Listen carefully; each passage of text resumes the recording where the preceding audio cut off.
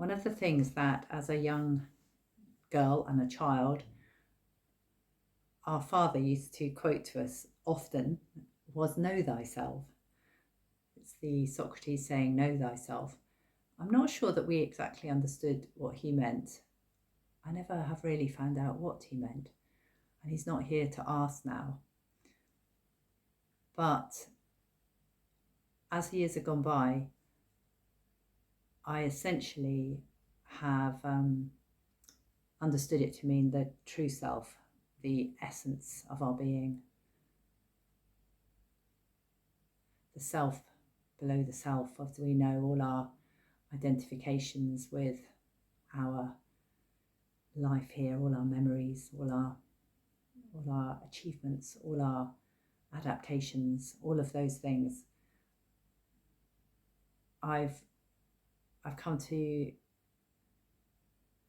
experience and know it as the quote that, again, I was brought up in the church, I was brought up as a Christian, and although I'm not practicing anything now, I think that the teachings of many religions all lead us back to the true self, to the essence, to consciousness, to the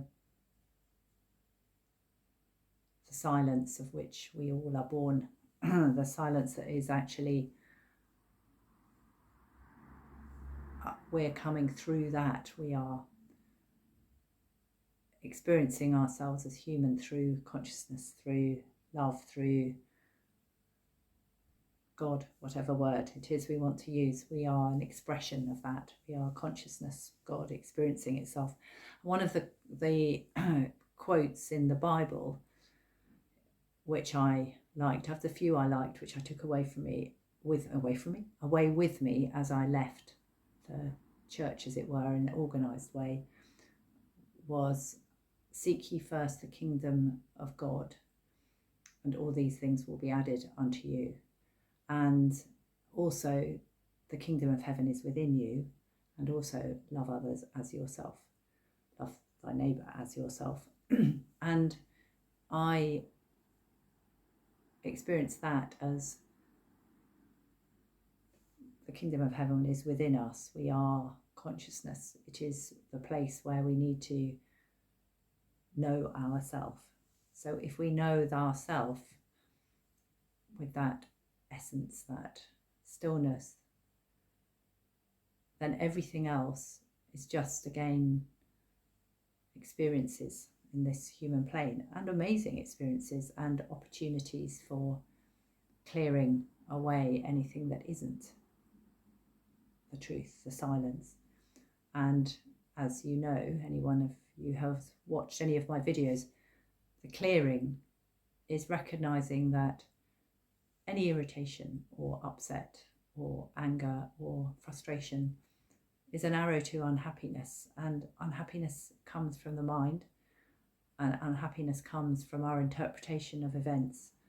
It comes from an attachment to what people call the ego, an attachment to this sense of self and rightness, and needing to identify ourselves with our opinions and our views and our beliefs and our experiences, and needing to be right. And it's often the needing to be right that causes the conflict in relationship with others, and also causes the arrows to the place of pain when we get irritated, upset, or rigid in wanting to maintain our view as the right view. And really the clearing is the clearing away of that rise of energy in the body, and then not attaching a narrative to it and letting it clear. And then with that will come the willingness to let go of the need to be somebody who is right, or somebody who has been wronged, or any of the things that happen on the human journey, and an attachment to our history, to where we've been wronged, or even the attachment to where we've done wrong. All those things limit us from experiencing our essence, the truth of who we are. And of course, the truth of who we are can be experienced simply by suspending any storying, any thoughts, if we don't have a memory of our history, if we don't have a memory of ourselves as our story, then we can momentarily experience ourselves now. And if we can experience ourselves now, then more and more we can let go of any attachment to either that story of the past or what might be an imagined future. Now, that doesn't mean we don't have goals. I love goals. I think they're great fun. And I think experiencing ourselves in action is a wonderful way to know ourselves, because there used to be more of a emphasis on the spiritual path being one of renunciation, or that's one of the ways of people knowing themselves, by renouncing the world, by completely renouncing everything, and then experiencing themselves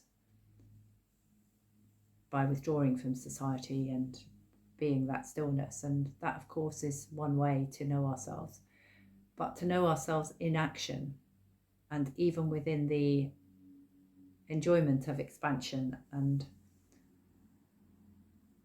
even when we can, have a goal or have successes or have all sorts of things that we will create from the pure potential of our essence, it's recognizing it for what it is, that it's coming from that source, it's coming from consciousness experiencing itself, and it is just momentary, and therefore enjoying it is incredible.